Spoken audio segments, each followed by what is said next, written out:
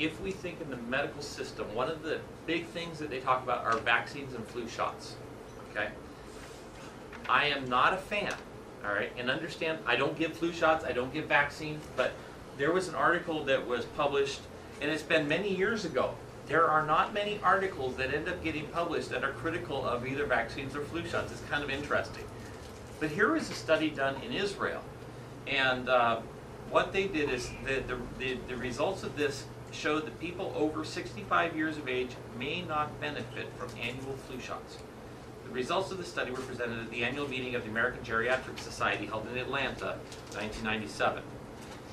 So this study said that subjects who had been given repeated flu shots had lower antibody levels than those who had not been vaccinated. The average age of participants was 72.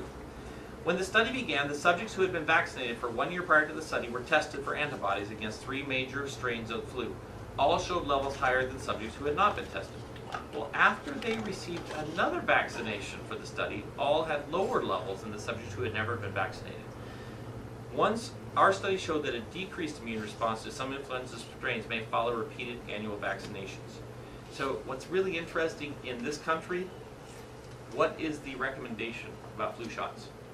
Every year. We are told that you should get one every year. Do you realize there is not any research that backs that up? The assumption is that if you get a flu shot, you'll be getting the best possible protection from this year's flu.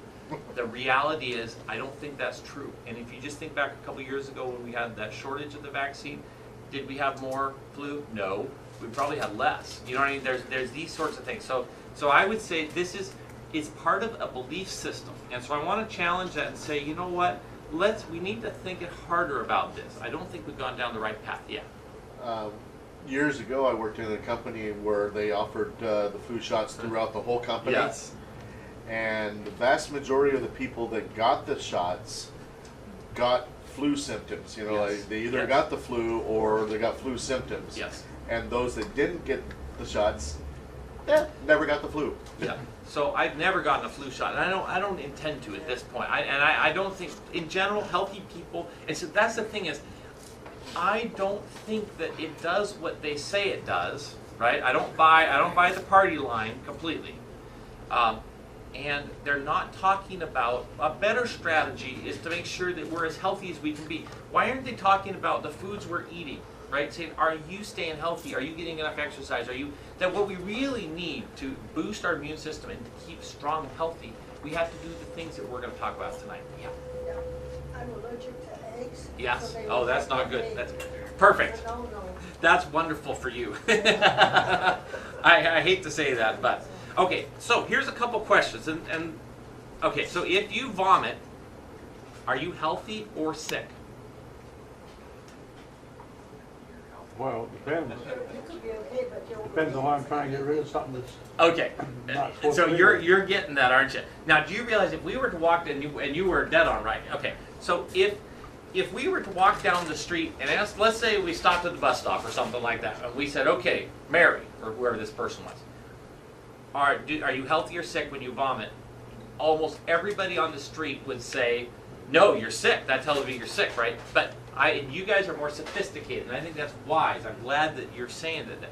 And the reason that a healthy response to something that's contaminated our food, or if there's a bug, or if there's something like that, is to throw it up, because your stomach and this whole system is part of your immune system, right? If your body can perceive that there is something tainted in that food and would throw it up, it will save your life in many cases. Like you see those E. coli example with those kids who ate the E. coli tainted beef. If they didn't throw it up or poop it out or something like that, and it was allowed to proliferate in their body, sometimes it overwhelmed them and some of these kids died. Okay. So here's another question. If you have a fever, are you healthy or sick? Healthy. Now, why in heaven's name would you say that is completely backwards? But I agree with you. That's your body's response to an invader, an invading organism. How is that true? How is that true? It raises your body temperature, and the high body temperature kills the microbes. That's exactly right. Do you realize? And the reason it works is that you have an innate intelligence. You understand your intelligence. When your body decides that a fever becomes necessary, the cells that are connected with that intelligence that says we're going up a few degrees, they survive. The strategy is that the bugs that aren't connected to your innate intelligence of your body, if they're invading, they're inside of you, but they're not connected to you, they won't realize the temp's going up and they'll get fried, right? That's the principle.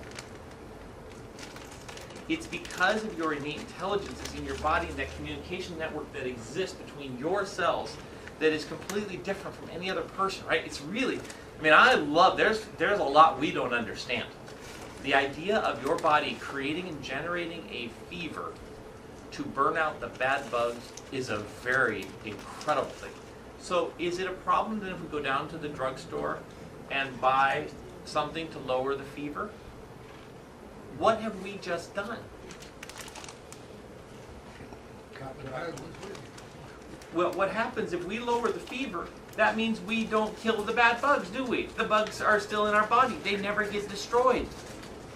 You just messed up your body's innate intelligence. Your body made a brilliant decision, and you have cut it short. And in the process, it's kind of like, has anyone ever taken a series of antibiotics that's supposed to kill the bug, and you stop after a couple days? Well, what did you do with that? If you're going to go down that pathway, you got to follow it through its conclusion. Otherwise, you'll just kill off the weak ones, leaving the strong ones to proliferate, right? So that's the same thing then is true. If you cut a fever off at its knees, then that's a problem. Now, what we worry about is a fever that runs amok, right? What if your fever gets up to 106 or 107? What's wrong with that? That's really more dangerous, right? And we start having brain problems and things like that, right? So you have to understand when we say, and please don't hear, I'm not being a totally radical. If you have, let's say you have a child who is running a fever of 101, you need to be extraordinarily vigilant. You got to make sure that child is getting plenty of fluids.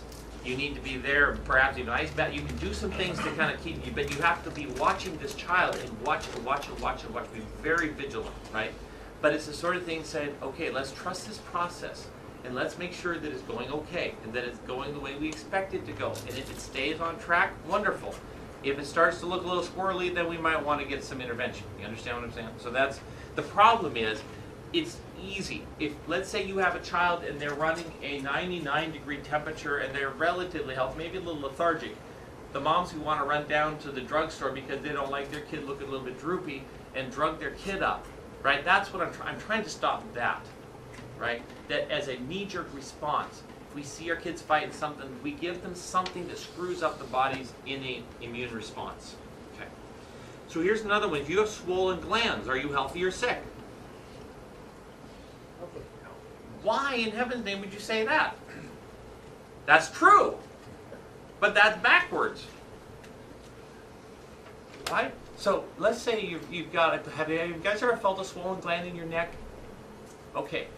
Why do you have a swollen gland in your neck? What is that gland that swells up? Thyroid? No, good guess, but it's in the right area because thyroid is here. But the Well, thyroid would. Filters poison?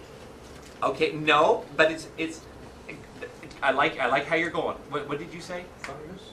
No, but that's also another immune. But that would be more. That's a vestigial organ. It goes away typically after kids are very young. But so it's not the thymus. In all of us, lymph glands.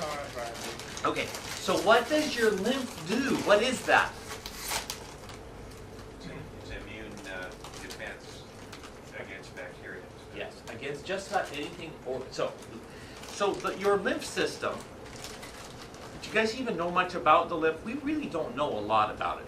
But you've heard about lymph nodes, like if a woman has breast cancer, what do they talk about the nodes of those lymph nodes? Because so here's one question. So we'll talk a little bit about the lymph right now.